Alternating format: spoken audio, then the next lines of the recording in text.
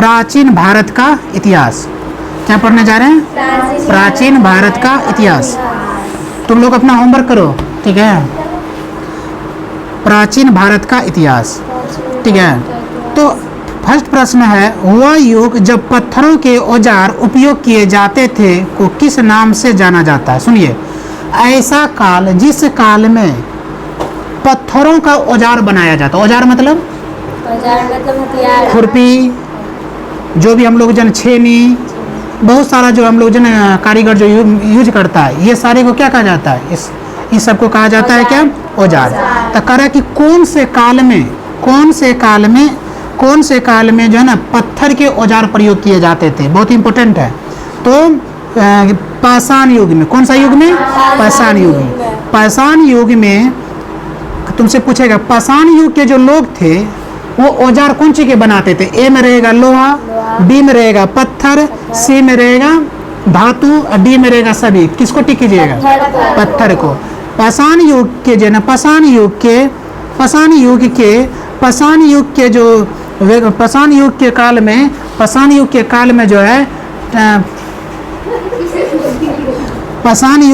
में जो है ना क्या किसका औजार बनाया जाता था? पत्थर का। किसका? पत्थर का, ठीक है। पाषाण युग को कितने भागों में विभाजित किया गया? 3 भाग में, ठीक है। पाषाण युग को कितने भागों में? 3 भाग में। कौन कौन? पुरा, मध्य, नव। पुरा, मध्य, नव। किसको 3 भागों में बांटा गया? पाषाण युग को। आर्ट्स वाले के लिए जरूरी है ज़्यादा बोलना, क्योंकि साइंस वाले का अभी समय है, तो कोशिश किया जाए आर्ट्स वाले को बोलने दिया जाए और साइंस वाला थोड़ा धीमी आवाज में बोले, ठीक है। पाषाण युग को कितने भागों में विभाजित किया गया है? 3। कितने भागों में? 3 भागों में। आवाज आना चाहिए। कितने भागों में? 3 भागों में। कौन कौन? पुरा, मध्य, नव। अच्छा, कौन से युग में पत्थर के औजार बनाया जाता था? कौन से युग में? तो पाषाण युग में। पाषाण युग में।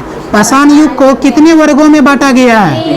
3 वर्गों में। पाषाण युग को कितने वर्गों में बांटा गया है? 3 वर्गों में। कितने वर्गों में बांटा गया? 3 वर्गों में। कोई दिक्कत नहीं। पूरा पाषाण युग के मानवों की आजीविका का मुख्य साधन क्या था? तो शिकार और फल संग्रह। अब सुनिए, पूरा पाषाण युग के मानव जो थे उसके जीने का तरीका क्या था? क्या खाता था? तो वो शिकार करता था। तो शिकार किसका करता था? जानवर का ही। और साथ ही साथ फल का क्या करता था? संग्रह करता था। कोई दिक्कत? पूरा पाषाण युग के मानव, जिन्हें आदि मानव भी कहा जाता है, याद रखिए, आपसे पूछा जाएगा कि आदि मानव किसको कहा जाता था? बोले पूरा पाषाण को। अच्छा, पूरा पाषाण किसका भाग है? पाषाण युग का। पूरा पाषाण किसका भाग है? तो पूरा पाषाण के लोग को क्या कहा जाता था? आदि लोग। क्या कहा जाता था? के द्वारा किया गया प्रथम आविष्कार क्या था? आग।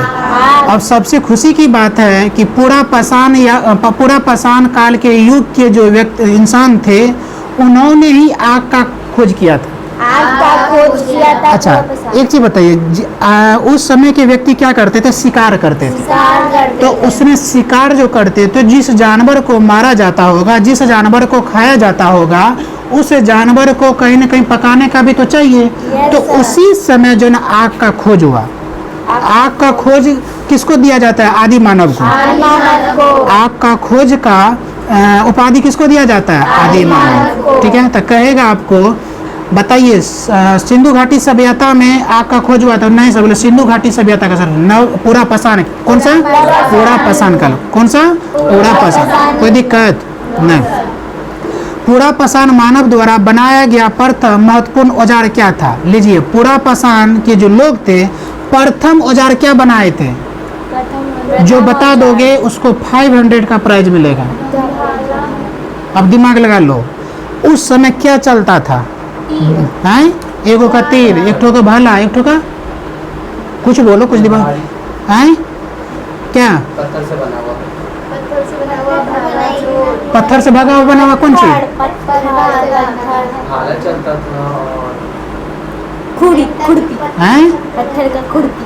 चलिए फिर से पूछ लेते हैं, आपके हिसाब से भला, तुम्हारे हिसाब से, तुम्हारे हिसाब से खुरपी, तुम्हारे हिसाब से खुरपी, तुम्हारे हिसाब से, पत्थर से बना, तुम्हारे हिसाब से, बना हुआ भाला। तुम्हारे भाग पता से, हाँ क्लियर, ठीक है।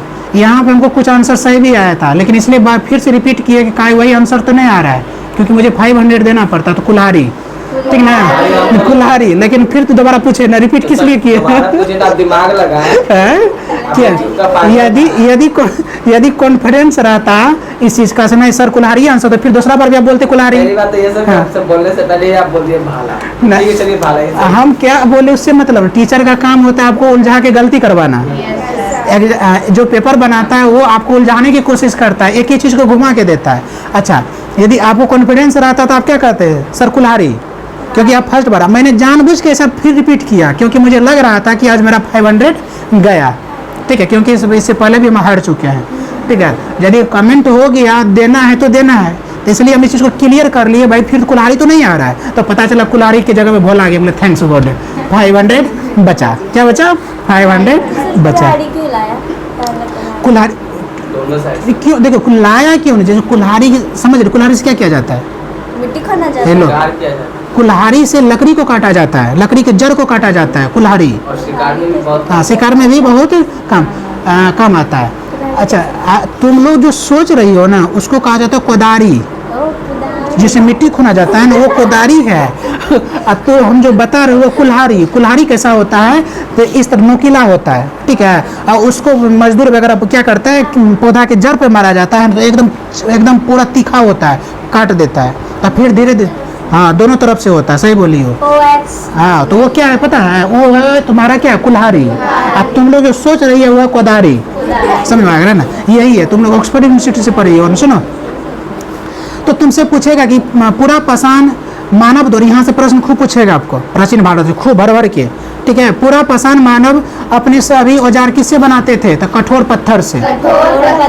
अच्छा, पूरा पाषाण मानव जो सबसे पहले कौन सा औजार बनाया था, तो कुल्हाड़ी, ठीक है, और वही कुल्हाड़ी अब तक आपका चल रहा। तो अभी आपको पूछेगा अरे ये कुल्हाड़ी कौन बनाया, तो बोले कि हम ही तो बनाए थे, तो बोले ना हमने मार्केट में पैसा दिया तब बना के दिया, नहीं, बोले कौन सा कालम, तो बोले पूरा पाषाण कालम है, ठीक है। पूरा नेक्स्ट क्वेश्चन है आपके, पूरा पाषाण युग के सेल्स, जिसका भी पाँव जो है ना, पाँव हाथ साथ रेस्ट में रखो, ठीक है। पूरा पाषाण युग के सेल चित्रों में सर्वाधिक चित्र किसका हुआ था, तो पशु का। भारत में, अच्छा, कल आया था कि सिंधु घाटी सभ्यता में किस भगवान का मिला था, किस भगवान का मिला था, भगवान शिव का, अर्ध शिव, ठीक ना, अर्ध शिव। समझे। भारत में प्राचीन इतिहास के अध्ययन के संदर्भ में नव पाषाणिक शब्द का क्या तात्पर्य था, आत्मनिर्भर अर्थव्यवस्था।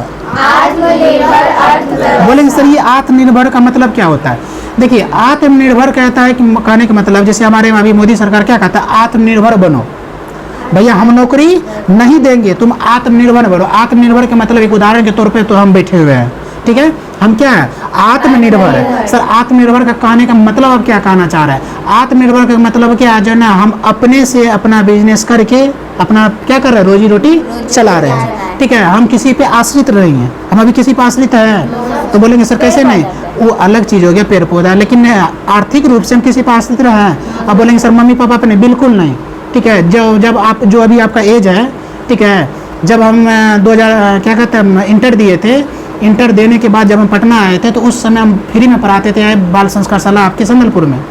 उस टाइम में जब हम कोशिश किए थे होम ट्यूशन वो ले लेते, ठीक है, तो उस समय जाके हम कुम्हरार में एक होम ट्यूशन भी पढ़ाते थे, तो उस समय हमको मिलता है पता कितना, 800 रुपया, और उस 800 रुपया में मेरा रूम रेंट था कितना, 800 रुपया, ठीक है। पापा हमको भेजते थे 1500 रुपया, ठीक है, क्यों 800 रुपया रूम रेंट, 8 7 15 700 रुपया साग सब्जी खाने के लिए, बोले उस समय सस्ता था शायद, और उस समय 30 रुपया के जी नेनुआ नहीं था, 40 रुपये के जी परवल नहीं था, ज़्यादा से ज़्यादा 10 रुपया 12 रुपया। भिंडी जाते थे ना मुसलर को 8, तो वहाँ 10 रुपया में 3 के जी लिख उठा के ले आ जाते थे, आराम से 3-4 दिन खा लेते थे, ठीक है।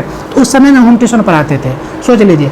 अब धीरे धीरे आपके संदलपुर में जब हम पढ़ाने लगे, तो वहाँ से गुरुजी के माध्यम से वहाँ गए, वहाँ पे हर तरह के बच्चा से हमको क्या मिला, आमने सामने हर तरह के बच्चा से, किसी से गाली सुनना पड़ा, किसी के गार्जियन से गाली सुनना पड़ा, किसी कोई बच्चा ने धमकी दी, आने पड़ेंगे, क्या कीजिएगा आप, तो लो नहीं नहीं पड़ेगा, नहीं पड़ेंगे, ठीक है आइएगा तो साइकिल छीन लेंगे ये संदलपुर में, बहुत तरह की धमकी था। ठीक है, वहाँ से हमको कुछ सीखने के लिए मिला। लोगों को लगा कि भाई पागल आदमी गाली सुनता है। हम लोग 7-8 भैया भाई थे, आपके पुराने जाते तो संदलपुर में गाली रोज कुछ न कुछ सुन के आते थे। ठीक है, धीरे धीरे वहाँ से बुद्धि और क्या हुआ, मैच्योरिटी आया। बच्चा ने मुझे ऐसा बात बोला तो बच्चों को क्या करना चाहिए, ठीक ना। आज बच्चा को पढ़ाने कहीं गलत तो नहीं पढ़ा दी, पता नहीं होगा तो तुम लोग को आज के टीचर क्या करते आता है, पढ़ाना शुरू कर देता है। हकीकत में हम जब भी पढ़ाते बच्चा को या ढंग से पहले देख लेते हैं, ताकि बच्चा हम पे 100% क्या आश्रित है। अभी आप यहाँ पे बैठे हुए हैं तो कितना भी आप खराब है, कितना भी अच्छा है, कितना भी विद्वान है, मायने नहीं रखता है। अभी किस पे आश्रित है, हम पे। हम जैसा आपको सिखा देंगे वैसा आप सीख लेंगे, क्योंकि आप ये उम्मीद से आए कि सर मुझे सिखाएंगे। तो आप सर अच्छा चीज़ सिखा रहे हैं और सर खराब चीज़ सिखा रहे हैं। ठीक है, तो उस समय हमको यहाँ पे धीरे धीरे हमको जो है ना थोड़ा सा समझदारी और बढ़ा। उसके बाद और हमको जिम्मेदारी यहाँ पे मिल गया था। सो बच्चा सबको प्रार्थना वगैरह करवाना है, क्योंकि उस समय हम सबसे कहा जाता है सबसे मारूफ टीचर है। हमको दया नहीं आता था। ये छोटा छोटा बच्चा सा जो गोल में बैठता था ना, वहाँ पे पकड़ के थपड़ा देते थे। ठीक है, खूब मारते थे। तो जो बोलते थे सर प्रेयर आप ही करवाए, नाखून चेक करना मेरा, दांत चेक चेक करना मेरा, ठीक है, कपड़ा साफ है कि नहीं, बाल में तेल है कि नहीं, बाल में कंघी है कि नहीं, सारा जिम्मेदारी मेरा था। यहाँ पे मुझे इतना सुंदर प्लेटफॉर्म मिला और उसी समय मेरा हो गया NIT में, AI तिरपली में। AI तिरपली में मेरा होता है तो एकदम तालका मच गया। जय हमको हो गया सरकार, 4 जगह हमको सरकारी कॉलेज मिल रहा था। राजस्थान गए तो वहाँ पे जो है सब लड़का का माहौल ख़राब था। ऐसा माहौल था कि कोई पी रहा है, कोई खा रहा है, कोई कुछ कर रहा है, कोई नाच रहा है, कोई 2-2 बजे रात तक DJ बजा के नाचता था हॉस्टल में। तो हम सोचते थे कहाँ फंस गए। एक सीधा साधा लड़का जो एक सुपारी तक नहीं खाता है, तो पता चला भर दिन रूम में सिगरेटे का खूब बदबू आता था। मन होता था घुटन सा होने लगा, तो मन हुआ कि कॉलेज छोड़ के भाग जाते हैं। हकीकत बता रहे हैं कहानी। और पापा को फ़ोन किए रो के, पापा हम नहीं करेंगे इंजीनियरिंग, हमें साथ नहीं होगा, हम दुकान पर आ जाएंगे, हमें एजेंसी पर आ जाएंगे, हमको ऐसा नहीं होगा। पापा बोले कि इतना पिटाई होगा, घर नहीं देंगे पाँव रखने के लिए। फ़ोन पे तुरंत फ़ोन कट किए, खूब रो लिए।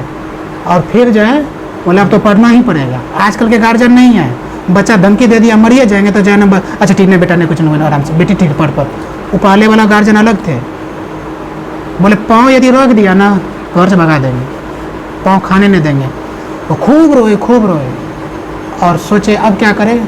फिर देखो इसकी कितनी कृपा होती है। इसलिए हम बार बार तुम लोग को कहते हैं, तुम लोग जिस शक्ति से जुड़ी हो ना, तुम्हारा किस्मत ने बदल दिया तो फिर कहना। खूब रोए और जो है ना, फिर अब हम सोचे कि गायत्री मंदिर खोजते हैं। तो वहाँ पे उस समय उतना मोबाइल का थी नहीं था। निकले मार्केट, पूछते थे गायत्री मंदिर यहाँ पे है। बोले कौन सा गायत्री मंदिर है, कौन सा गायत्री मंदिर? यहाँ हनुमान मंदिर है, भैरव जी का मंदिर है, काली जी का मंदिर, लेकिन जो है ना गायत्री मंदिर। 6 महीना मेरा किसी तरह कटा और हम जो है टिकट बनाए, भाग के चल गए शांति कुंज। देखो गुरु की कृपा होता है तो कैसे होता है। शांति कुंज जाते हैं, वहाँ पे 9 दिन रहते हैं।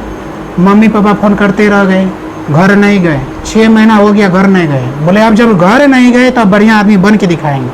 बढ़िया आदमी पहले भी थे, गांव में कोई रिजल्ट नहीं दिया, हम रिजल्ट दिए। 6 महीना जब वहाँ पे गए तो 9 दिन के बाद मेरा दिमाग बिल्कुल बदल गया। वहीं पे पता किया कि बीकानेर में कहाँ है शक्तिपीठ, जैसे तुम्हारा बीकानेर पटना में है ना गायत्री मंदिर, उसी तरह वहाँ पे गए। वहाँ पे हमको इतना सम्मानित किया गया। एक बड़ा सा हॉल था, ठीक है, जैसे ब्याह वगैरह में हॉल देता है ना ऐसे, और शक्तिपीठ के नीचे में हॉल था। तो बोले कि हम बोले कि वहाँ पे जो मुख्य आदमी था मंदिर का, हम बोले कि हम पढ़ाना चाहते हैं और फ्री में पढ़ाना चाहते हैं। बोले क्या? बोले कि आप क्या करते हैं? हम बोले हम इंजीनियरिंग कर रहे हैं, आपके बगल में जी कॉलेज है। बोले आप सरकारी कॉलेज में आए हैं, बिहार से आए हैं करने के लिए, आप तो बहुत एकदम इंटेलिजेंट है। तो मन हो रहा था, हमारा बड़ाई हो रहा है, लेकिन ये हमको क्या, उसको क्या पता हमारा पर क्या बीत रहा है। नहीं खाने में बनता था और घर फ़ोनों करते थे, डांट सुनता था। सिर्फ मम्मी प्यार से बात कर लेती थी, पापा तो सीधा बोलते थे प्यार से बात करेंगे तो भाग के आ जाएगा। अब सुनो, वहाँ हम बोल रहे एक छोटा सा बैनर लगवाए, जो मालिक था मंदिर का उसने एक बैनर बनवा दिया, निःशुल्क यहाँ पे शिक्षा दी जाती है, साथ ही साथ संस्कार दी जाती है। वो हॉल में भर गया, ठीक है। इतना बच्चा, मतलब जूनियर से लेकर 12 तक हमको पढ़ाइए। उस बीच में जब हम अलबला गए, लगबे नहीं करता था, हम करे तो करे क्या। हमको उम्मीदें नहीं था। और वहाँ पे कम से कम हम 150 से 200 बच्चा हो गया, पूरा खचाखच बढ़ता था। जब छुट्टी करते थे ना तो वो मुख्य ट्रस्टी जो तो मंदिर का था तो बोलता था कि राजीव जी कोई तरह की घटना नहीं घटना चाहिए, ऐसा नहीं कि बच्चा दबा जाए, क्योंकि नीचे ग्राउंड में था।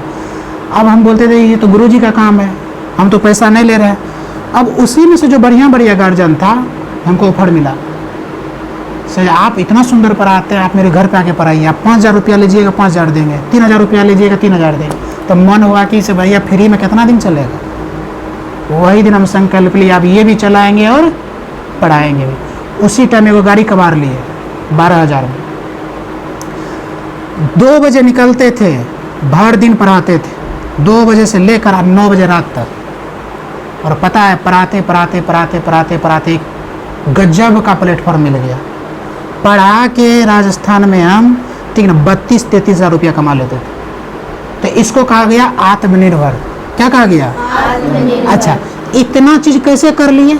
क्योंकि जब आपका एज था ना तो हम लोग पढ़ते थे, और आज आप लोग का एज है ना तो आप लोग का बहुत सारा डाइवर्ट है। और इसका कारण सिर्फ आप लोग नहीं है, इसका कारण आज के डेट में जो टेक्नोलॉजी भी है।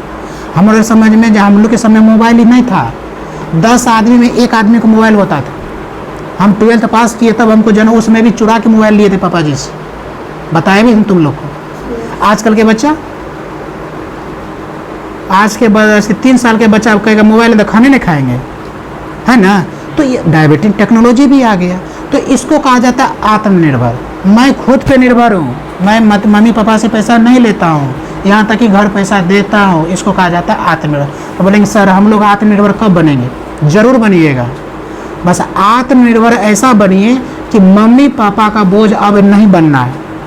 एक बचपना होता है जब मम्मी पापा लाड़ प्यार करके कपड़ा से लेकर माथा में तेल तक लगाती है माँ, और जब समय आता है तो उस माँ को मलाल होता है कि मेरा बेटा कुछ करे, मेरी बेटी कुछ करे, लेकिन बोलेगी नहीं, दिल में दर्द रखेगी लेकिन बोले। वो चाहती है हे भगवान मेरा बेटा कुछ करने लगे, हे भगवान मेरी बेटी कुछ कर ले ताकि अच्छे घर चल जाएगी।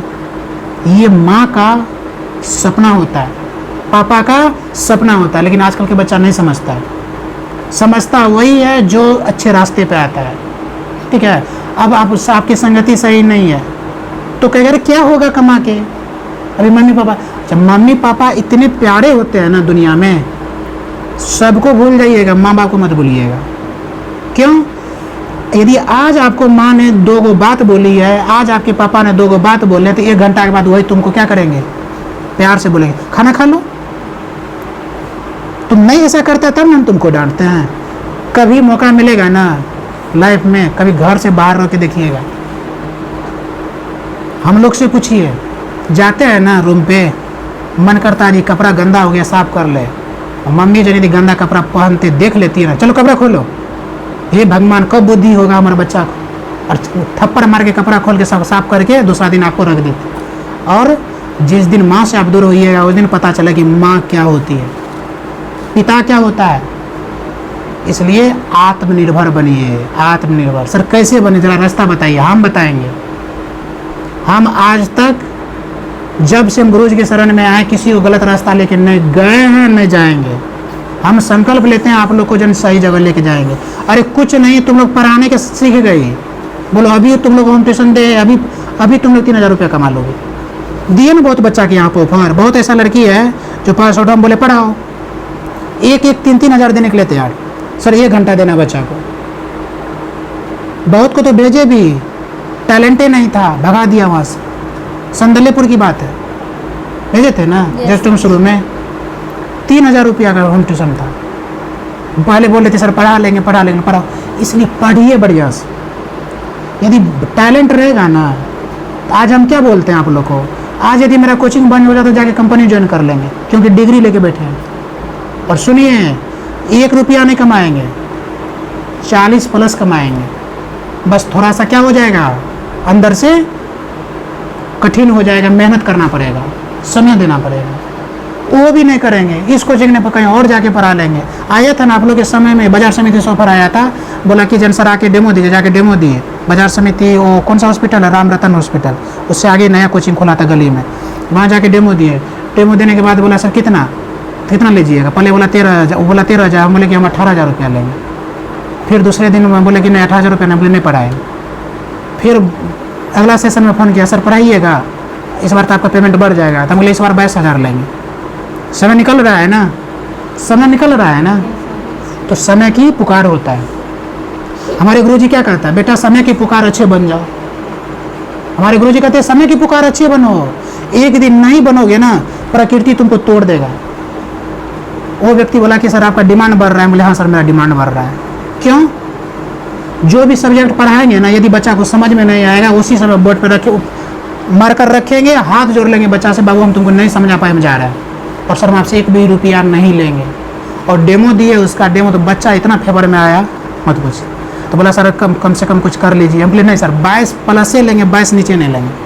क्यों? पता है, क्योंकि मुझे पता था कि वहाँ नहीं भी जाएंगे तो हम यहाँ कमा रहे हैं। इसको कहा जाता है टैलेंट। ये मैं अपना बड़ाई नहीं कर रहा हूँ, ये मैं आपको आत्मनिर्भर बनने की सही रास्ता बता रहा हूँ। हमारे प्रधानमंत्री बार बार चिल्ला रहे हैं आत्मनिर्भर बनो, सरकारी नौकरी नहीं मिला तो क्या दिक्कत है, आत्मनिर्भर बनो, टैलेंट लाओ, बिजनेस करो, अच्छा कमाओ। अब बहुत ऐसा लड़का है माथा के बाल उड़ गया है, घर वाला टेंशन है, 40 साल हो गया है, शादी ब्याह नहीं हो रहा है, नौकरी न, मर जाओ। क्या करेगा वो? मरबे न करेगा। अच्छा शुरुए में वो 2 गो ट्यूशनों पर आता, 5 गो ट्यूशनों पर आता, तो कितना रुपया कमाता? आज के डेट में किसी इंग्लिश वाला बच्चा को पढ़ा दीजिए, ठीक है, हम जा रहते हैं, कितना आप लोग बोले थे ना 5,000, बोले 1 घंटा का देंगे सर, पढ़ा दीजिए। हम बोले नहीं, जहाँ रहते हैं वहाँ हम नहीं पढ़ाएं, क्योंकि वहाँ से रिश्ता खराब हो जाता है। हो सकता है किसी दिन हम नहीं गए तो आपको लगेगा कि हमारी बिल्डिंग में रहता है, हमारी बात नहीं सुना, 5,000 को लात मार दिए। 3 दिन तक बोलते रहे सर पढ़ा दीजिए, सर 45 मिनट पढ़ा दीजिए। हमने सर मेरे पास समय नहीं है। क्यों? जानती हो, जिसके अंदर कला रहता है वो अपने कला को जानता है।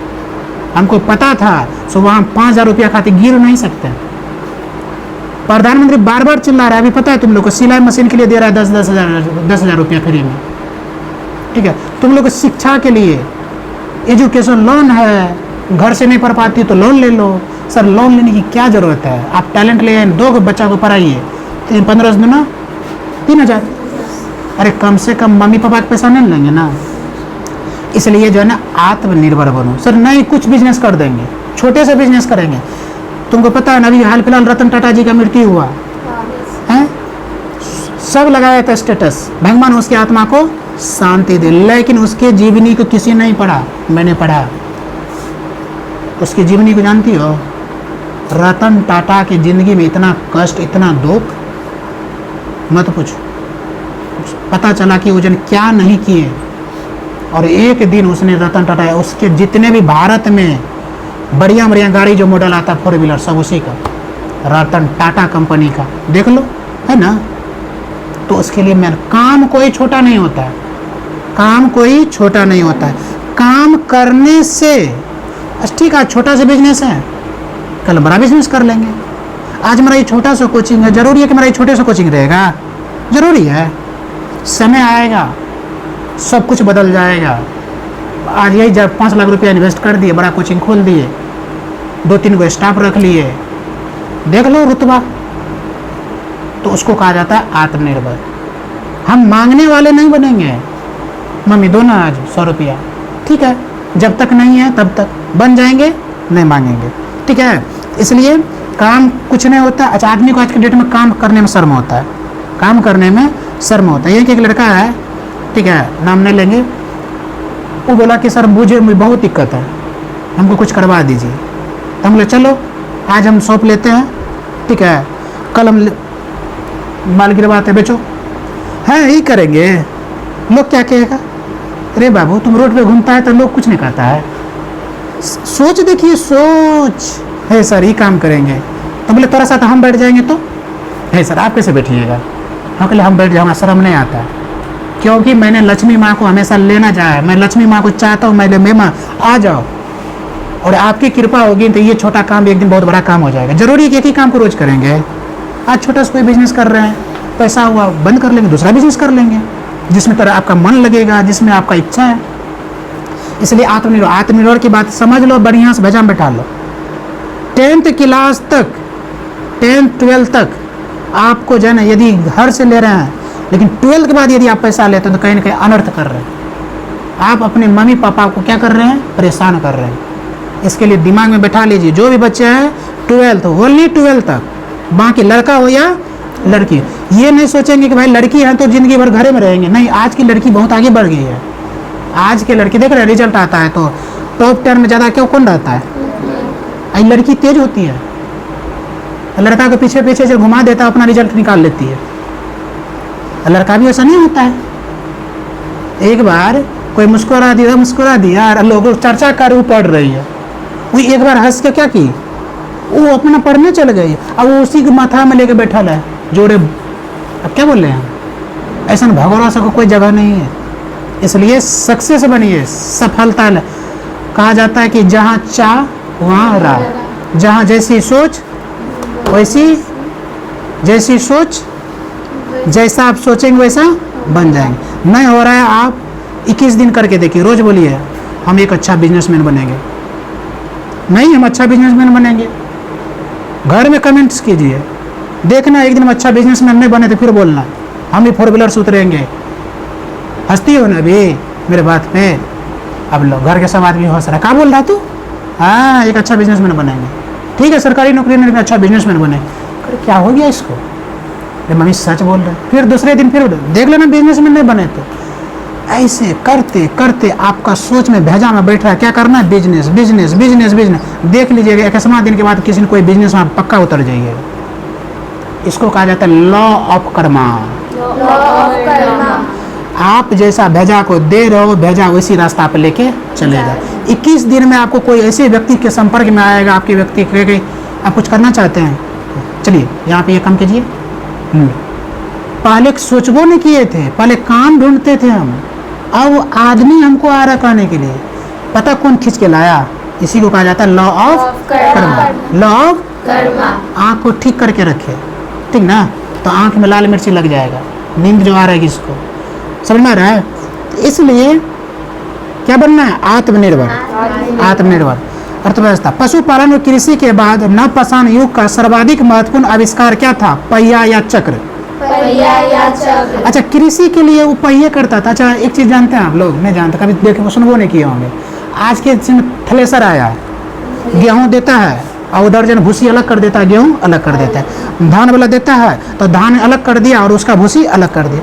पहले ये थ्रेसर नहीं था, तब सर क्या था, तब बीच में एक खुट्टा गाड़ दिया जाता था, बांस का खंबा, ठीक है, और उसमें 5 गो बैल को जोड़ दिया जाता था। कितना बैल को? जिसके पास 5 गो, जिसके पास 2 गो, जिसके पास 3 गो। चारों बगल उस खंबा के चारों बगल क्या किया, धान का जो है गिरा दिया, बोझ खोल खोल के, पंजा दे के चारों बगल। मान लीजिए खंबा है तो खंबा के चारों बगल क्या कर दिया, धान और पौधा जो होता है कटा हुआ वो रख दिया, ठीक है।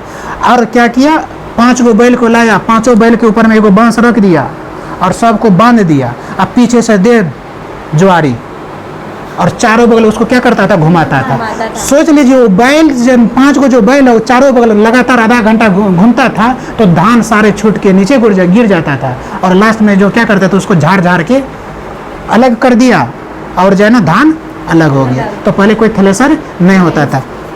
तो कृषि भी ऐसे ही करते थे। कृषि भी किसे करते थे, हल से। किसे करते थे, हल से। करे किस युग में पहली बार मातृ देवी पूजा का स्पष्ट प्रमाण मिलता? बहुत इंपॉर्टेंट है। कौन से काल में मातृ की मतलब माता की पूजा होने लगी? समझा रहा है? किसका? आवाज नहीं है।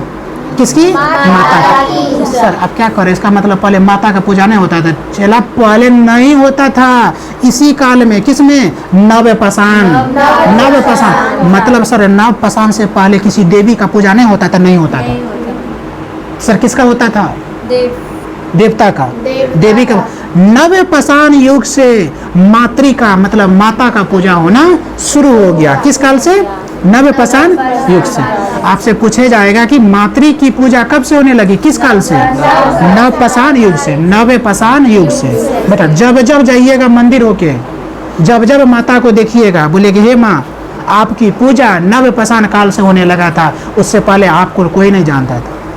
किससे? नवपाषाण युग से। काली माँ हो, सरस्वती माँ हो या जो भी माँ हो, उसे माँ की पूजा कब से होने लगी? नवपाषाण युग से। कोई दिक्कत नहीं। करे मिट्टी के बर्तन बनाने के लिए चाक का आविष्कार किस युग में हुआ? ये चाक से जो मिट्टी का बर्तन बनता है, ठीक है। अभी जो आपका जो क्या कहते हैं दीपावली में देखे हैं, वो प्रसादी देने के लिए भी बनता है, बहुत सारे मिट्टी का बर्तन बनता है। किससे? चाक से। सर ये चाक कौन साइंस ने बनाया? बिल्कुल नहीं। इसको किसने बनाया? किस काल में? नवपाषाण युग में। तो जितना भी पुराना चीज है ना, तो ज्यादातर नवपाषाण युग में ही बनाया गया, ठीक है। तो बोलेंगे चाक का नवपाषाण युग। आपसे पूछेगा मातृ देवी की पूजा कब से? नवपाषाण युग से। किससे? नवपाषाण। मनुष्य ने कपास व ऊन काटने और कपड़ा बनाने के कला किस युग में आया? लो, नवपाषाण युग में। अच्छा, आजकल की महिलाएं क्या करती हैं? क्या करती है? ऊन पे कपड़ा। कौन सी महिला ऊन से कपड़ा काटती है? वो आएगी गली में बेचने के लिए, रेडीमेड ले लेगा, पहन के जो है ना स्टाइल मारेगी। पहले की मम्मी लोग क्या करती थी? सुनो, पहले की जो महिलाएं क्या करती थी, ठीक है, बातों कर रही है, अभी नहीं हो रही है, ठीक है, स्वेटर, और इतना सुंदर बनाती थी। ये जो तुम लोग कान में लगाती हो, ठीक ना, और मफलर वगैरह, ठीक है, क्या कहते हैं, स्वेटर अभी भी मेरे पास, मेरी बड़ी वाली सिस्टर दो दी बुन के, इतना सुंदर लगता है कि मत पूछो। तो दिमाग को कहीं न कहीं बिजी रखती थी। आजकल की महिला दिमाग को बिजी नहीं रखेगी, बैठ जाएगी, ओकर बुराई वो करेगी, ओकर बुराई वो कहेगी। जानते हैं पड़ोसी तो एक नंबर के खत्म आदमी है। अरे पड़ोसी खत्म है तो भैया तुम्हारे घर से खाना रोटी तो मांगने नहीं आया था? अच्छा ठीक है, गल सट लो, ठीक है ना, मांगने तो नहीं आया था? नहीं आया था। अब बात करते हैं सर, और दूसरा भी बात सुनो, वो क्या कहेगी, तो उसका बेटी जो ना हर दिन जो है पढ़वे करती है, पढ़ रही है ओकर बेटी, फी बेचारी वो दे रही है, तुम्हारा क्या जा रहा है? नहीं, मतलब बात कह रहे हैं, देखते हैं क्या करती है। अब अचानक यदि कुछ अच्छा कर ले, हम कहते थे वो लड़की कुछ करेगी, क्योंकि रोज जाती थी पढ़ने के लिए, सुबह सुबह। लो भैया, समय के साथ विचार बदल गया। कहा यही है हमारी समाज की हकीकत। जो अभी आपको गलत कह रहा है ना, कल आपको वो सही कहेगा, उसी मुंह से सही कहेगा जिस दिन आप, लेकिन उसके लिए पता है क्या करना पड़ेगा? उसके लिए आपको करके दिखाना पड़ेगा। किसके? करके दिखाना पड़ेगा, ठीक है। लेकिन इसलिए जो ना पहले की महिला आपसे पूछेगा स्वेटर की बुनाई, कटाई, छटाई किस? नवपाषाण युग है, नवपाषाण युग। कोई दिक्कत? नेक्स्ट क्वेश्चन है आपके, मनुष्य ने कपा हो गया, तांबे की खोज मानव ने किस युग में? मध्यपाषाण में। लोहा का? लोहा का को सिंधु घाटी सिंधु घाटी में था ही नहीं था, तब ज्ञान था ही नहीं, ज्ञान था ही नहीं उस समय। अच्छा, सिंधु घाटी सभ्यता कौन सा युग था? कौन सा युग था? काशी युग।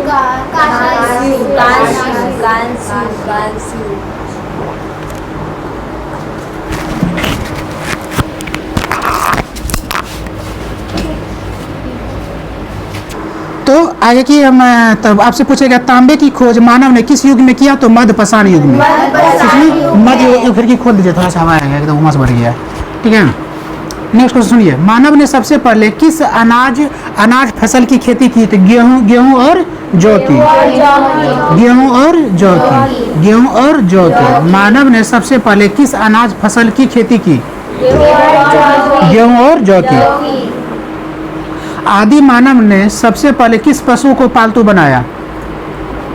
दिमाग लगाइए। आदि मानव बकरी को। हैं? बकरी को।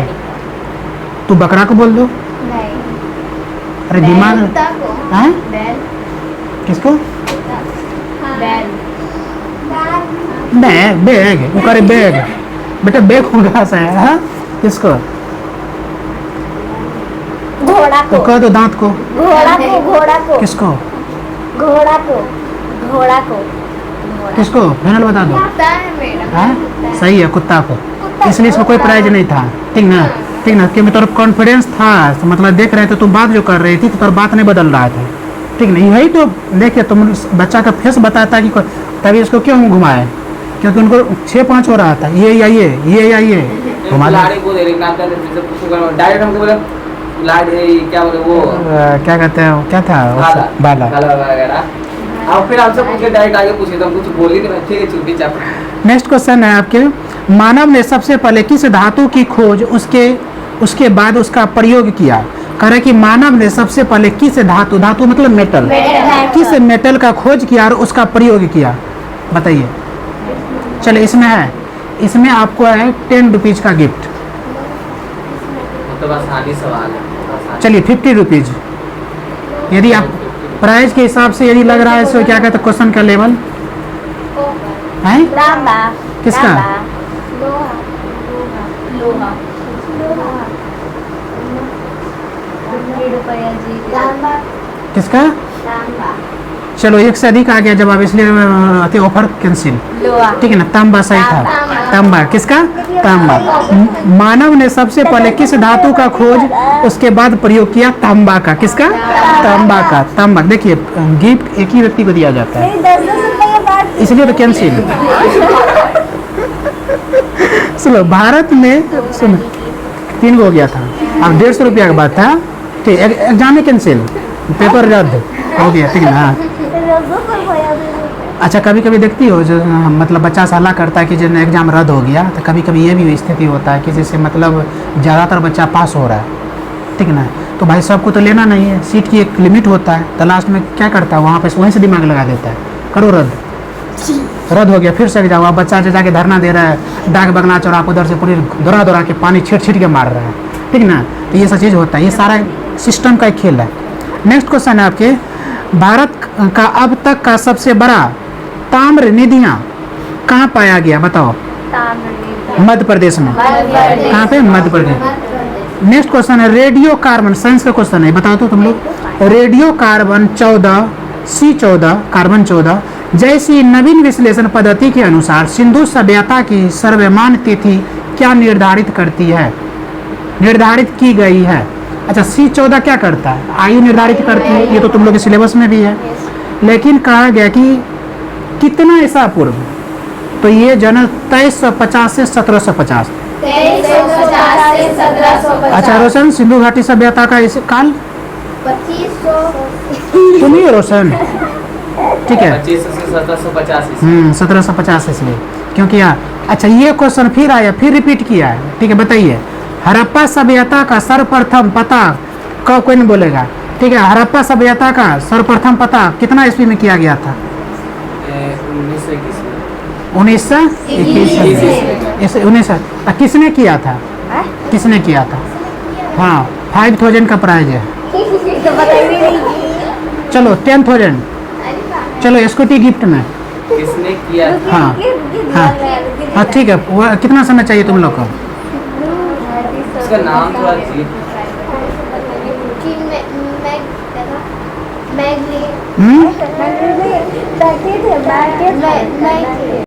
बताओ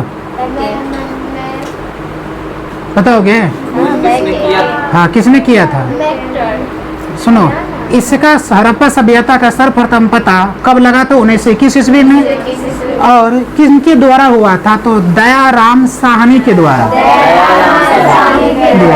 ठीक है, दयाराम साहनी। बच गया ना मेरा स्कूटी, ठीक ना। ठीक है, दयाराम साहनी।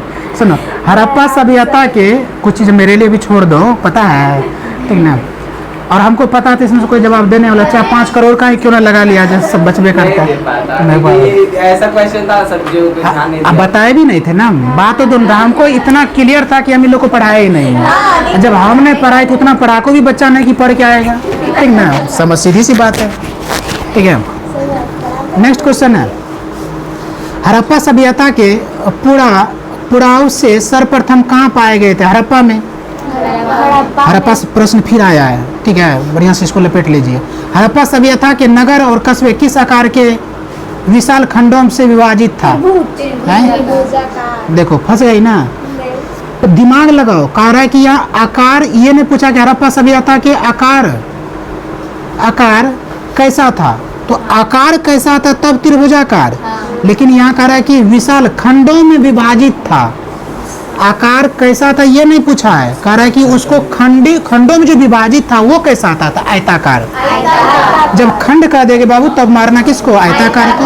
और आकार पूछे तो त्रिभुजाकार। चलो कम से कम इससे रिलेट तो कर ली ना, तुरंत आंसर बता दी ना, ठीक है। आप लोग पढ़ेंगे, आप लोग पढ़ने वाले बच्चे, हम गारंटी लेते हैं आप पढ़ रहे हैं आप लोग, क्योंकि देखो नहीं पढ़ने का मतलब होता है जवाब नहीं देना, जवाब आता है तो इसका मतलब बच्चे ने कहीं ना कहीं दिमाग को कंसोस किया है, ठीक है। बस थोड़ा सा घर पे जाके रिवीजन करना है। हड़प्पा सभ्यता का दूसरा प्रमुख नाम था हैं? हड़प्पा सभ्यता का दूसरा नाम क्या था? सिंधु सभ्यता। अच्छा, हड़प्पा सभ्यता का पूरा स्थल का नाम क्या था? पूरा स्तर वही जो अभी बोले, मोहनजोदड़ो। अब मोहनजोदड़ो को क्या कहा जाता था? मृतकों का मृतकों का बेटा याद कर ले तुम, नहीं तो कल हम टीला नहीं पूछेंगे तुमसे, हम कल से तुम जो याद करने वो पूछेंगे। इन लोग भी जो है ना, ये बच्चा सब जो है ना, इनको भी इंटरेस्ट आने लगता है, हाँ ये सब पढ़ाते हैं ना, ठीक ना, मतलब प्राइज इनको रखते हैं, वही सब सुनता है, प्राइज भी रखते हैं, थोड़ा सा मतलब जो है ना हंसा खिला के पढ़ाते हैं। अभी जो सीरियस होकर पढ़ाने लगे, बोर्ड पे उतर जाएंगे तो सब यहाँ पे कहेगा कब छुट्टी हो जाए, कब लाइट चल जाए। ये सब लक्षण होता है, कब इसका रिचार्ज खत्म हो जाए। हम आप लोग को फील नहीं होने देते इसलिए ना, अभी 5 घंटा पढ़ा देंगे, आप लोग को फील नहीं होगा, आप लोग पढ़ भी लीजिएगा। हम पढ़ाए इतना लंबा लंबा, तुम बैठे रहेंगे। वही है ना। हम क्या कहते हैं, आप कितना भी बिगड़ा बच्चा एक बार ले आइए, उसके बाद वो नहीं जाएगा, वो मेरा हो जाएगा। तो बोलबे कि ये बस एक दिन वो प्रवेश कर जाए, कोई भी बच्चा क्यों नहीं, ठीक है। दो की बात होगा, यदि बच्चा पढ़ने वाला नहीं होगा फिर भी कहेगा कुछ दिन रह के हम पढ़ते हैं। कल उसको घर से जाके बुला के लेके आए थे कोचिंग के लिए, लेकिन फिर सुनता ही नहीं है। दूसरा, पढ़ने वाला बच्चा होगा, नियत का साफ होगा, उसको करियर से मतलब होगा, वो बच्चा मेरे यहाँ कोचिंग से जा ही नहीं सकता है। देख लो आज तक मेरा पढ़ने वाला बच्चा यहाँ से भागा है। अच्छा, एक भागा भी है तो उसको भगाया गया, उसको जो है ना दिमाग भी दे के ले गया, ठीक है। इसलिए सुनिए, नेक्स्ट क्वेश्चन है, हड़प्पा सभ्यता किस प्रकार की सभ्यता थी? बताओ, किस प्रकार की सभ्यता थी? शहरी या ग्रामीण? शहरी। हाँ, शहरी और व्यापारिक। हड़प्पा सभ्यता व्यापारी मतलब व्यापार करते थे, ठीक है। व्यापार किसका करते होंगे? वही फसलें का ना, क्योंकि उस समय जो फसल दूसरा चीज़ तो था नहीं। नेक्स्ट क्वेश्चन है आपके, बताइए। ये जो बताएंगे उसके लिए जो है ना प्राइज है 1 ब्लू पेन गिफ्ट में, ठीक है, 10 रुपीज़ का, ठीक है। और बच्चे के लिए सबसे इम्पोर्टेंट गिफ्ट होता है पेन, कॉपी, पेंसिल, कटर। चलिए हम जिनसे पूछेंगे वैसे, और मुंह को जो है ना अपना बंद करके रखें। कोई जो थोड़ा सा फरफराता है तो उससे भी सामने वाले को लग जाता है यही आंसर होगा, ठीक है, ठीक है। तो प्रश्न है आपके, प्रश्न था हड़प्पा सभ्यता का सर्वाधिक महत्वपूर्ण गुण क्या था? हड़प्पा सभ्यता का सर्वाधिक महत्वपूर्ण गुण क्या था? मतलब क्या करते? उसकी विशेषता क्या था? कृषि। और क्या था? और क्या था? और क्या था? ये क्या बोलते हैं उसको? बोर्ड पे लिखल होगा, सार्वजनिक स्थान। और क्या था? स्नानघर। और क्या था? तब नालों की व्यवस्था। और फिर दुख की बात है, हम किसी एक बच्चा से नहीं पूछे थे, सबसे पूछे नहीं ना। प्रश्न को थोड़ा सा हम अपना हिसाब से समझा दिए इसलिए ना, पहले यदि गुण पूछ दिए तो सबका मुंह बंद था। जैसे हम बोले विशेषता गुण वही ना, जैसे आप यहाँ मेरे पास पढ़ रहे हैं, ठीक है, तो जो अच्छा बच्चा पढ़ने वाला बच्चा होगा, तुम्हारे सर कैसे पढ़ाते हैं? आप ठीक पढ़ाते हैं, समझ में आता है। और जो बच्चा जो है ना उस तरह का होगा, बकवास करता है मास्टर, तो दो तरह के विचार का निकला ना। एक हमारी विशेषताओं को बता रहा है, एक हमारी विशेषताओं को गलत बता रहा है। दो तरह के विचार के लोग हैं, यही होता है, इसी को गुण को या विशेषता को। नेक्स्ट क्वेश्चन है आपके, ये क्वेश्चन भी आपको कल हम पढ़ाए थे, ठीक है, बताइए। इस बार हाथ खड़ा करो, कौन बताना चाह रहा है? किस हड़प्पा पूरा स्थल से एक विशाल सार्वजनिक स्नानागार मिला था? हाँ, स्नानागार कहाँ से मिला था बताओ? कल ही हम रिपीट किए थे, मोहनजोदड़ो, ठीक ना, मृतकों की किला, वहीं से मिला था। और जब कल जो क्लास एंड होने वाला था तो लास्ट में ये प्रश्न हम बताए थे, मोहनजोदड़ो, ठीक है। कहाँ पे? मोहनजोदड़ो। कैसे प्राइज मिलेगा बेटा? कैसे? इसमें प्राइज की बात ही नहीं हुआ था, इसलिए देखो झूठ सच नहीं, सारा यहाँ क्या हो रहा है, देखो हो रहा है। सुनो, नेक्स्ट क्वेश्चन आपके,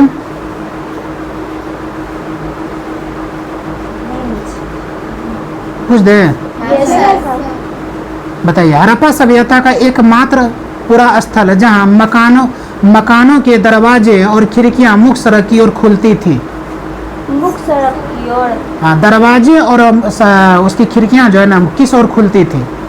किस और खुलती थी? कहाँ कहाँ? हाँ कहाँ खुलती थी? हाँ, चलो 500, 1000, 1 लाख, 2 लाख, 5 लाख, 7 लाख, 1 करोड़, 2 करोड़। लोथल में, लोथल सुनो, लोथल, ठीक है, लोथल।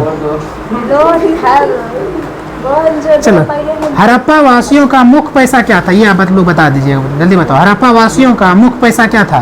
मुख्य पैसा मोहर, उसी मोहरे को और क्या कहिएगा? मुद्रा, और क्या कहिएगा? शिल्पकारी। ठीक ना, थोड़ा सा और बोल देती तो फिर जो है हम प्राइज रखने ही वाले थे, लेकिन देखे 100 कर रहे थे तो हम सोचे सही बोल देंगे शिल्पकारी, इसलिए हम चुप हो गए। मैं एक दिन जीत लिए, हमको लगा कि इससे कोई ना जवाब देगा, लेकिन ये जो ना जवाब दे देती।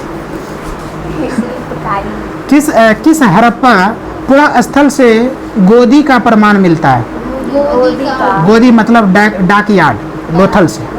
ये क्वेश्चन कल ये क्वेश्चन नहीं बताए थे, ठीक है, नहीं बताए इसलिए तो बता रहे हैं, नहीं बताए इसलिए।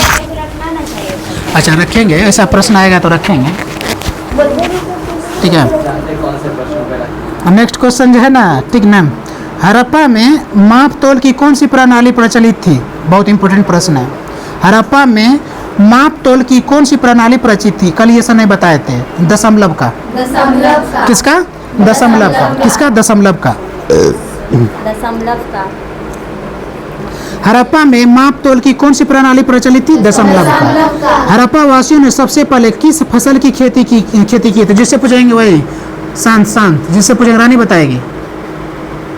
हाँ हाँ,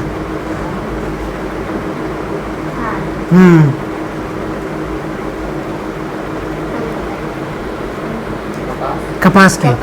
किसकी? कपास की। कपास की। किसकी? कपास। और इसमें हमको 100 था कि जवाब मिलेगा, ठीक है, लेकिन जो ना उसको वो भी नहीं हुआ, ठीक है। नेक्स्ट क्वेश्चन है, हड़प्पा काल में माप की किस अनुपात में थी? 2 और 16। 2 और 16। हड़प्पा वासियों का मुख्य अनाज क्या था? मुख्य अनाज बताते हैं। गेहूं? नहीं। तुमसे पूछे थे। चलो 10 रुपीज़ का प्राइस था, वो देगी 10 रुपीज़। चलो अब तू देगी 10 रुपीज़। 10 रुपीज़ का प्राइस था, ठीक है, बता दो। हाँ सही बताए, चावल तो लोग खेबे ना करते थे, गेहूँ और 10 रुपीज़ का प्राइस देख लेना, ठीक ना। आप जो फालतू में जवाब दोगे उसी को प्राइस देना पड़ेगा, ठीक है। 10 रुपीज़ प्राइस ले लेना उससे, ठीक है। हम उस दिन बोले थे तुरंत दिए थे ना, दे देना 10 रुपये, ठीक है। नेक्स्ट क्वेश्चन है, इसमें बोले ही नहीं थे पहले किसमें प्राइस तो फिर बाद में बोले ना प्राइज है, तो जवाब देने के बाद बोलते सुनो, प्राइस। किस हड़प्पा प्रस्थलों से धान की खेती का साक्ष्य मिलता है? लोथल। किससे? लोथल से। किस हड़प्पा से जौ और तिल, सरसों सर्वाधिक? बनावली, ये ने बताए थे। किसे? बनावली। बनावली, ठीक है। आज इतना ही ऑब्जेक्टिव रहने दीजिए, देखिए बुक, तो तब तक हम रिवीजन करवा दें। Yes sir. तांबा किस युग में? तांबा पूरा पसंद।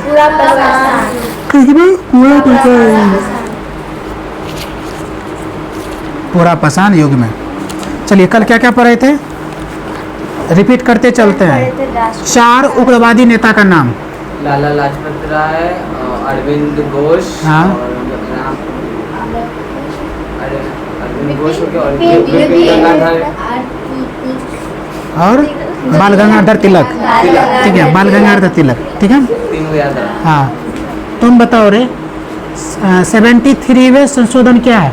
73वें संशोधन में 11वें संशोधन को स्थापित किया गया था, और इसमें क्या क्या शामिल किया गया था? 11वीं संशोधन अनुच्छेद को संवैधानिक व्यवस्था, और पहले क्या शामिल किया गया था? 11वीं अनुच्छेद अच्छा, क्या संशोधन किया गया? अनुसूची को अनुसूची को, अनुसूची में अनुच्छेद को नहीं, अनुसूची किसको?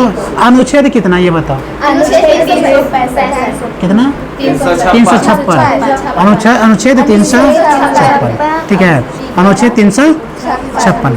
देखो तुम दोनों का तो बोले थे ध्यान नहीं देने के लिए, ठीक है, फिर भी डिवीजन हो, जैसे इन लोग का क्या है, इन लोग का भी एग्जाम नहीं है, ठीक है, तो तुम दोनों का ध्यान, बाकी सबको ध्यान देना है।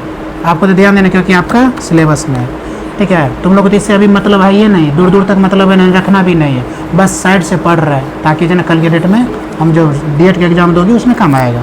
चलो, कल से डंडा की व्यवस्था रहेगा, जो जवाब नहीं देगा उसको डंडा, जो जवाब देगा उसको प्राइज, ठीक है। 10 से पहले प्राइज रखेंगे, उसके बाद ना हैं? प्राइज रखेंगे, उसके बाद ना अच्छा, एक और बताए थे, क्या बताए थे? रोशन क्या कहता है, राष्ट्रपति शासन में क्या होता है? लिखल है हाँ, नहीं देखेगा मैं दर्ज डाल दूंगा। राष्ट्रपति शासन में क्या होता है? राष्ट्रपति शासन में राष्ट्रपति शासन लगता है जब मुख्यमंत्री हाँ, और ठीक है, हाँ, ये जब इनसे शासन व्यवस्था नहीं चलता नहीं चलती है है, तो है ना। ऐसे स्थिति में राज्यपाल मुख्यमंत्री से राज्यपाल क्या करता है? राज्यपाल मुख्यमंत्री से अनुरोध करता है, उसके कारण फिर जो है ना उसका क्या कर लेता है? राष्ट्रपति शासन। कोई देख- अच्छा, राष्ट्रपति शासन किस अनुच्छेद में है? 356 चलिए बताइए, चंपारण आंदोलन क्या था? चंपारण आंदोलन के कृषि मुख्य रूप से किस लिए किया गया था? किसानों की तुम बताओ, खड़े हो जाओ, बेंच पे खड़े हो जाओ, तुम छोटू खड़े हो जाओ, बताओ। नहीं, यदि बच्चा बोल रहा है तो उसको प्रोत्साहन, बोलो बेटा। क्या किसान के कौन सा खेती करता था?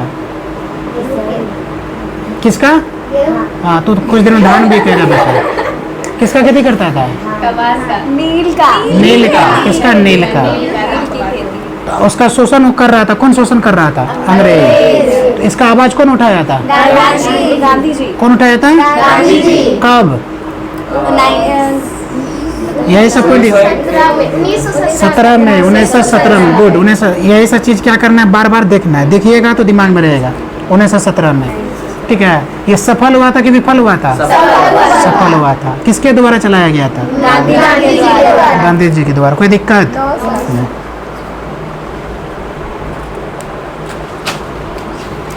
देखना, इसलिए हम बोले थे ये बुक हमने पढ़ाते हैं जल्दी। अब देखो इसमें जो उत्तर की बात आई है तो लिख रहा है पेज नंबर 18, पेज नंबर 6, गिन खुजते रहो। हाँ, इसलिए मतलब इसलिए हम किसी भी बच्चा की बुक बोलबे नहीं करते, उन्हें बताते हैं जल्दी। अब हम पढ़ने जा रहे हैं, कल कहाँ तक पढ़े थे? राष्ट्रपति शासन का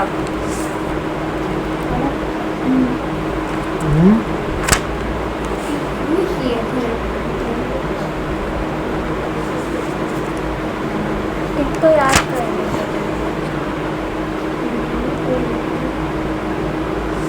किस अनुच्छेद के अनुसार बिहार मध्य प्रदेश और उड़ीसा अब दिया है पंचायती राज पर निबंध लिखे। किस पे? पंचायती राज। अच्छा, पंचायती राज किसके अंतर्गत? बता दे सर। हाँ बताओ। पंचायती राज आता है ये शायद आज बता कि कल आता 11वीं है। सूची के गुड, अंतर्गत। 11वें अनुसूची के अंतर्गत ही आता है प्रखंड पंचायत, ग्राम पंचायत, ये सब। तो पंचायती राज किस अनुसूची के अंतर्गत? 11वीं अनुसूची। चलिए आज समझिए, कह रहा है कि पंचायती राज पर एक लाउड पेन दे दो ताकि हम जो ना जो पढ़ाते हैं उसको टिक करते चले जाएंगे, ठीक रहेगा, ठीक है। Page number 17। तो कह रहा है पंचायती राज पर एक निबंध लिखिए। सबसे या ऐसे आपको दे पंचायती राज क्या होता है, तुमको हम पढ़ाएंगे क्या? ये है बैग पंचायती राज पर एक निबंध लिखे। किस पे? पंचायती राज पे एक निबंध लिखे। या आपसे दिया कि पंचायती राज से किसे कहते हैं, या दिया पंचायती राज से तुम क्या समझते हो, या निबंध लिखे या संक्षेप में लिखे, कुछ भी देगा तो आपको लिख देना है। तो क्या आज हम समझते हैं कि पंचायती राज क्या होता है, ठीक है। पंचायती राज भारतीय राजनीतिक व्यवस्था की एक महत्वपूर्ण संस्था है। देखिए, पंचायती राज हकीकत में एक संस्था है। पंचायती राज व्यवस्था का उद्देश्य शक्ति को विकेंद्रीकृत करके गांव के स्तर तक ले जाना, और पंचायती राज का मुख्य उद्देश्य होता है कि गांव तक उसको लाभ पहुंचाना, गांव तक लाभ पहुंचाने का काम करना, ताकि ग्रामीण जनता ग्रामीण विकास योजना पर प्रभावशाली नियंत्रण रख सके। ग्राम पंचायत शासन की एक इकाई रूप में कार्य करती है। पंचायती राज 3 स्तरीय व्यवस्था है। आपसे पूछेगा ऑब्जेक्टिव में पंचायती राज कैसी व्यवस्था है, तो बोले क्या बोलेंगे? तो पंचायती राज 3 स्तरीय व्यवस्था है, और पंचायती राज का मुख्य उद्देश्य होता है गांव तक विकास करना, गांव तक योजना को पहुंचा देना, ग्रामीण स्तर पर ग्राम पंचायत, प्रखंड स्तर पर पंचायत समिति एवं जिला स्तर पर, ये इम्पोर्टेंट, इसे सीखना चाहिए। ग्रामीण स्तर पर ग्राम पंचायत होता है, ग्रामीण स्तर पर, सुनो पहले ग्रामीण स्तर पे ग्राम पंचायत होता है। बोलो, तुमसे पूछा जाएगा कि ग्राम पंचायत किस स्तर पे होता है या किस लेवल पे होता है, तो बोले ग्रामीण स्तर पे। मतलब ग्राम पंचायत किस लेवल पे? ग्रामीण स्तर पे। अब हम पूछेंगे कि प्रखंड समिति, पंचायत समिति किस स्तर पे, तो प्रखंड स्तर पे। और पूछा जाए कि जिला परिषद किस स्तर पे, जल्दी बताओ। जिला स्तर पे। 3 चीज को याद रखना है, ठीक है ना, आगे भी काम देगा और नॉलेज के लिए भी जरूरी है। तो पूछा जाएगा कि आपसे बताओ जी, क्या कहते हैं, ग्राम पंचायत किस स्तर पे होता है? ग्राम पंचायत, देखिए ग्राम मतलब गांव का जो होता है ग्राम पंचायत, तो किस लेवल पे, तो बोलेंगे किस स्तर पे? जी, बोलेंगे किस स्तर पे? ग्रामीण स्तर पे। फिर दूसरा क्या, प्रखंड स्तर पे क्या होता है, तो बोलेंगे समिति। प्रखंड स्तर पे क्या होता है? जिला स्तर पे क्या होता है? जिला परिषद। जिला परिषद। फिर से ग्रामीण स्तर पे क्या होता है? ग्राम पंचायत। ग्रामीण स्तर पे क्या होता है? ग्रामीण स्तर पे क्या होता है? प्रखंड स्तर पे क्या होता है? समिति। और जिला स्तर पे क्या होता है? जिला परिषद। ठीक है, यदि आपको जिला परिषद है तो जिला परिषद बनना है तो किस स्तर पे बनिएगा आप? जिला के स्तर हैं, तो जिला के स्तर पे, सही बोली। यदि आपको समिति बनना है तो किसके हिसाब बनिएगा? प्रखंड से। यदि आपको ग्राम पंचायत के बनना है तो ग्रामीण स्तर पे। कोई दिक्कत? संविधान के 73वें संशोधन के अनुसार पंचायत के चुने हुए प्रतिनिधियों को और अधिक अधिकार एवं दायित्व प्राप्त हो गए हैं। इस संशोधन द्वारा महिलाओं के लिए 33% सीट आरक्षित है। कल हम आपको संशोधन पर आए थे, कौन सा? 73वां संशोधन के तहत ही ये जितना कहानियां पढ़ रहे थे ना, इसी के तहत उसको तब क्या मिला है? शक्ति मिला है, मतलब पावर मिला है। सर इसका मतलब सर आप कहना क्या चाह रहे हैं कि यदि 73वां संशोधन नहीं हुआ था तो क्या कहता है, जिला स्तर पे क्या था? जिला स्तर पंचायत, और जिला स्तर पे प्रखंड, ग्रामीण स्तर पे देखिए यहाँ पता ना, ग्राम स्तर पे क्या? ग्राम स्तर पे ग्राम पंचायत, प्रखंड स्तर पे समिति, और जिला स्तर पे जिला परिषद। तो सर ये सब जो बन रहा है, अभी जो बन रहा है, इसका मतलब पहले सर नहीं था? नहीं था। जब 73वां संशोधन किया गया तब जाके ये सब चीज बनने लगा गांव में। अभी गांव में जाओगे ना तो मुखिया मिलेगा, समिति मिलेगा, उसके बाद आपको प्रखंड लेवल पर क्या बनेगा? जी, समिति मिलेगा, प्रखंड लेवल पे समिति मिलेगा, जिला लेवल पे जिला परिषद मिलेगा। तो सर ये सब जो पद आया है ना, तो किस संशोधन के बाद? किस संशोधन के बाद? 73वां संशोधन बाद। और इसी संशोधन में महिलाओं को 33% आरक्षण दिया गया। कितना प्रतिशत? 33%। किस संशोधन के तहत? आपसे पूछा जाएगा कि महिलाओं को किस संशोधन के तहत 33% का आरक्षण मिला, क्या बोलिएगा? कोई दिक्कत? समझ में आया? चलिए एक क्वेश्चन और हम समझाते हैं आपको, ठीक है। एक क्वेश्चन समझाते हैं। बिहार में मद्य निषेध के 2 प्रभाव पर प्रकाश डाले। ठीक है, बिहार में मद्य निषेध कानून व्यापक प्रभाव पड़े हैं, घरेलू हिंसा में कमी आई। मद्य निषेध समझते हैं? नहीं। शराब बंद करना, ठीक है, इसी को मद्य निषेध कहा जाता है। तो देखो आप बिहार के निवासी हैं, अब बिहार में आपको एग्जाम देगा, और बिहार सरकार ने क्या बनाया, मध्य निषेध। मद्य निषेध कानून बनाया, तो वो तो उसका हक तो बनता है आपसे प्रश्न पूछना। भले शराब बंद हो या नहीं वो अलग बात है, लेकिन प्रश्न से आपसे पूछा जा रहा है कि बताइए जब शराब बंद किया गया तो उससे व्यक्ति को क्या फायदा हुआ। तो देखिए क्या क्या फायदा हुआ बता रहा है। जब से बिहार में ये कानून आया शराब बंद, तब से घरेलू हिंसा में कमी आई। घरेलू हिंसा में कमी और हम मेरे हिसाब से, ठीक है, मेरे घरेलू हिंसा में कमी आई। क्या घरेलू हिंसा में कमी आई? हाँ आई है, कमी आई, ठीक है ना, कमी आई। साथ ही साथ परिवारों की आर्थिक स्थिति भी बढ़ गई, सबके अकाउंट में पैसा आने लगा।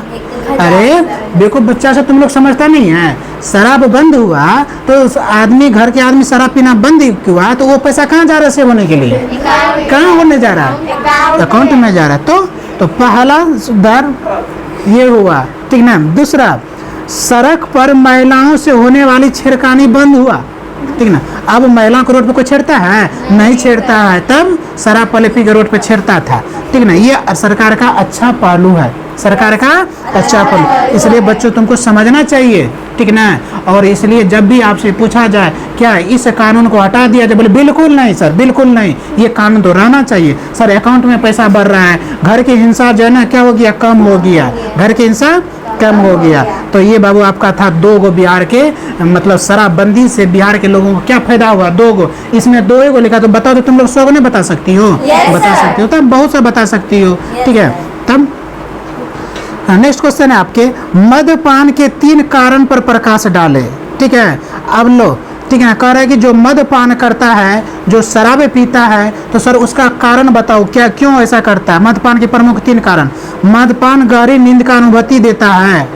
लो ये मद्यपान लोग क्यों पी के, मद्यपान करने से क्या करता है, वो जो ना अनुभूति, अच्छा नींद आता है, इससे वो अपनी चिंताएं भूलकर मानसिक शांति का अनुभव करता है। वाह, ठीक है।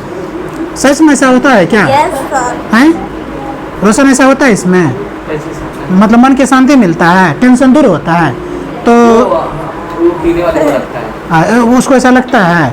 अच्छा अच्छा, ठीक है। मद्यपान को लोग सामाजिक प्रतिष्ठा भी मानते हैं। अच्छा, ये भी मानते हैं, अमीरों का शौक हो मानते हैं, सही बात है, ठीक है।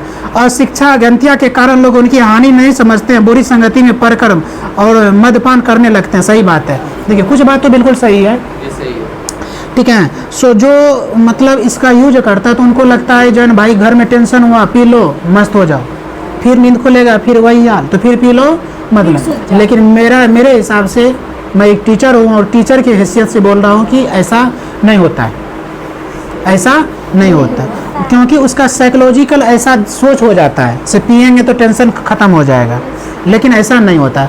आप सोचिए जरा सा, ठीक ना, टेंशन आप सोचिए जरा सा, यदि ऐसा होने लगता है तो फिर जितने भी MBBS डॉक्टर है, MD डॉक्टर, वो लोग काय क्लिनिक खोल के बैठे हुए हैं, तो कहता है कि भैया सबको 2-2 ढक्कन, थोड़ा पढ़ाई का टेंशन हो रहा है, 2-2 ढक्कन इसको, ठीक है, टेंशन हो रहा है, हाँ सर टेंशन हो रहा है, बुखार तबीयत खराब हो गया, टेंशन हो रहा है, कुछ होगा, 2 ढक्कन दो। तो MBBS करने की जरूरत था, इतना बड़ा बड़ा हॉस्पिटल की जरूरत था, PMCH की जरूरत था, NMCH की जरूरत था, डॉक्टर की बहाली की जरूरत नहीं था। बाबू ऐसा नहीं होता, ऐसा नहीं होता है, ठीक है, ठीक है। कह रहा है कि नेक्स्ट क्वेश्चन है आपके, बोलकर मद्यपान के लोग सामाजिक प्रतिष्ठा भी मानते हैं। देखिए कहा जाता है सारा खेला सोच का, ठीक है। यदि हम गंदे चीज सोच के और अपने आप को हम अच्छा मानते हैं तो ये मेरा घटिया सोच है, मैं समझा रहा है। यदि हम शराब पी के और हम अपने आप को प्रतिष्ठा मान रहे हैं, सर ये हमारी सबसे ज़्यादा मूर्खता है। और हमारे जैसे ऐसे सोच यदि हम रखते हैं तो हमारे ऐसे इस दुनिया में सबसे बड़ा बेवकूफ़ हम है, मैं समझा रहा है। इसलिए ये सब नहीं होता, ऐसा कभी सोचिएगा मत। सो मतलब जो है ना, शराब पीने से प्रतिष्ठा बढ़ता है, आपने देखा होगा, घर की इज्जत चला जाता है, घर कंकाल की ओर चला जाता है, घर विनाश की ओर चला जाता है, घर में जो है ना उन्नति नहीं होता है, ठीक है। उसके बाद दूसरा बात देखिए क्या करा है, अमीरों का शौक होता है, ये सही बात है, अमीरों का शौक होता है। क्यों सर?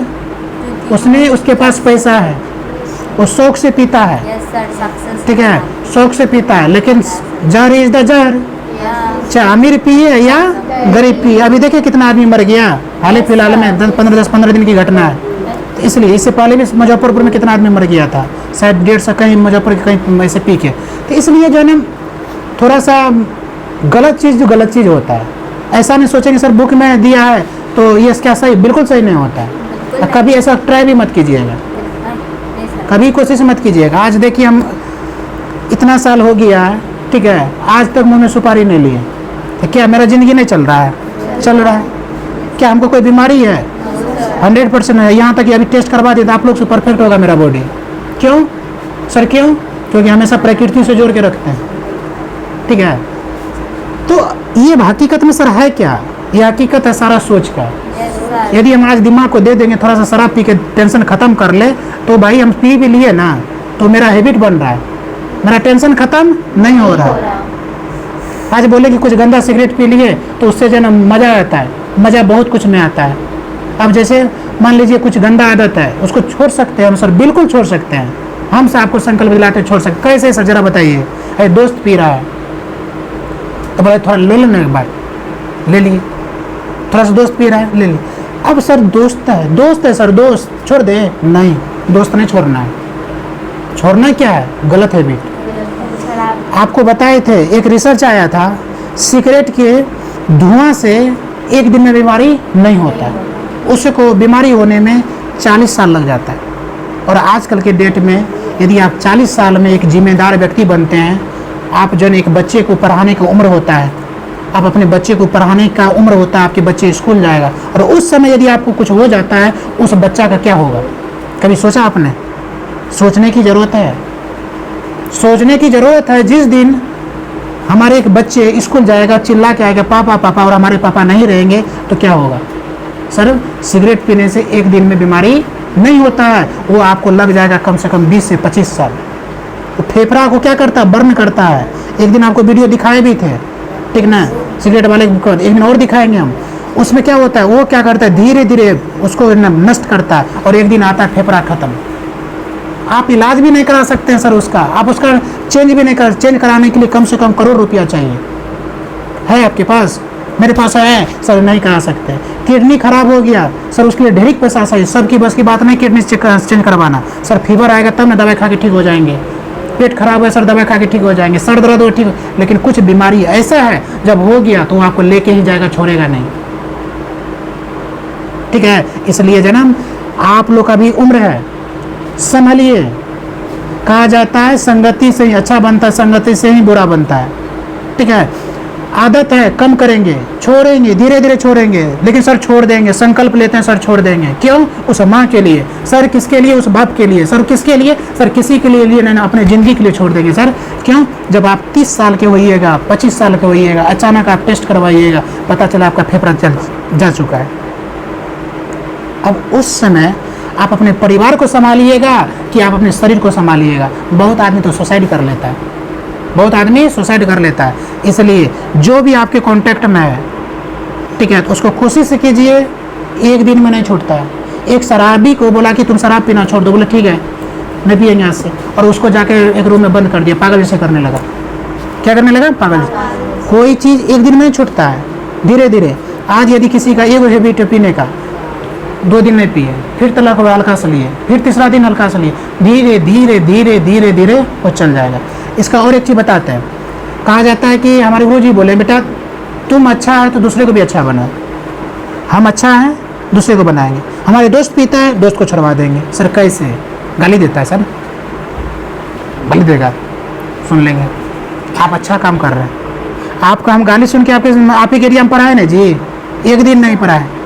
आज वो बच्चा सुधरा कि ना हमारा बता दीजिए। आज उसके घर में जाइए, देखिए उसका व्यवस्था। इंजीनियरिंग कर रही है लड़की मुजफ्फरपुर से, समझ में आना चाहिए आप लोग। यदि ये सोच के छोड़ देते उसको कि इसका पापा ने मुझे गाली दिया, इसकी माँ ने मुझे गाली दिया, आज बच्चा यहाँ पे नहीं। सर कैसे छोड़वाए? थोड़ा ट्रिक बता दीजिए, जब बता ही रहे हैं तो बता दीजिए। उसको इलायची खिलवाइए, इलायची 100% का सिगरेट नहीं छूट गया तो मेरा नाम नहीं। उसको लौंग दीजिए, और हमेशा ऐसा नहीं जब पीना तभी नहीं, हमेशा जैसे हमेशा 5 लौंग इलायची रख लिए साथ में, एगो जन इलायची ले लिए। एक इलायची को कम से कम 2-3 घंटा नहीं कुछ मुंह में पड़ा हुआ है, वो क्या करता है तो मुंह का टेस्ट बदलता है। ये स्वाद नली ये जीवा है ना 3 परत से बना हुआ है। कितने परत से? 3 परत से।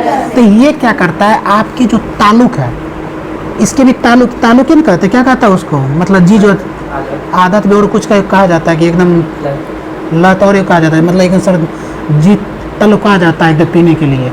सही में वैसा होता है तलब। हाँ, लोग मतलब नहीं चाहिए, हमको चाहिए भाई, चाहिए, बेचैनी हो रहा है। तो बेचैनी को कैसे ख़त्म करें? आप एक इलायची छोटा सा ले लिए मुँह में और मस्त बात भी कर रहे हैं या सोए हुए हैं, वो धीरे धीरे क्या करेगा, आपके इस जीवा का जो गलत का स्वाद का मतलब क्या हो गया है, उसके हिसाब से हो गया है, तो उसको क्या करेगा, ख़त्म करेगा। क्यों? कि इसको लत लग गया उस चीज़ का। तो ये तो चाहिए आज, तो फिर शाम चाहिए, कल चाहिए, परसों चाहिए। तो इलायची क्या करता है, इस स्वाद की नली को कम करता है, वो जो तरफ होता है ना उसको कम।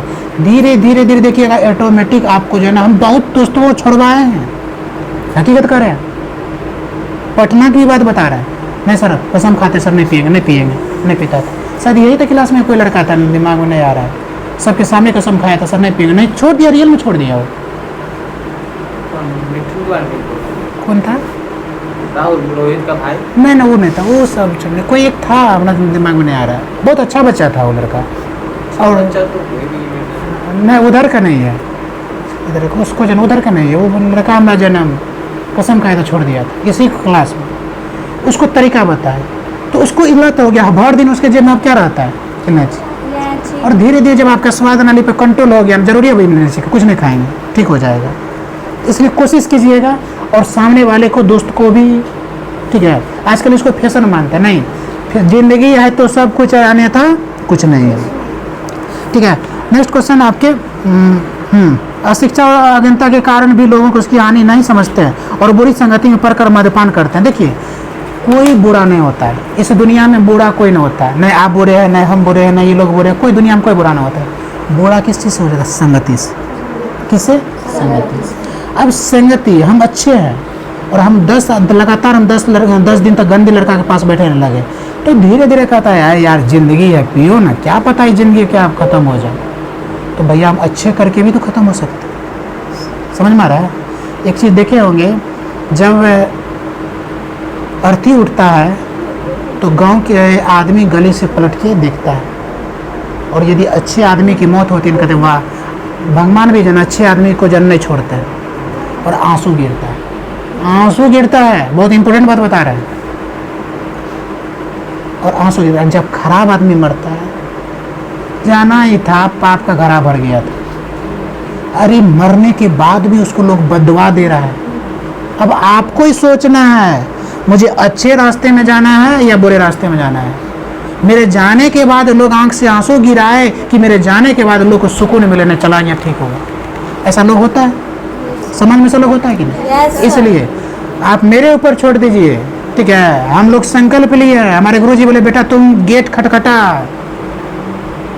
और मेरा काम उस बच्चे को बदलना, और मेरे इस क्लास में जो भी आए सब बदला है और अच्छा बना है, और हम गारंटी देते सब अच्छा बनेगा, ठीक है। अब सुनो और बात, तो आपको डिसाइड करना है कि हमको गलत रास्ता जाना है या सही रास्ता है।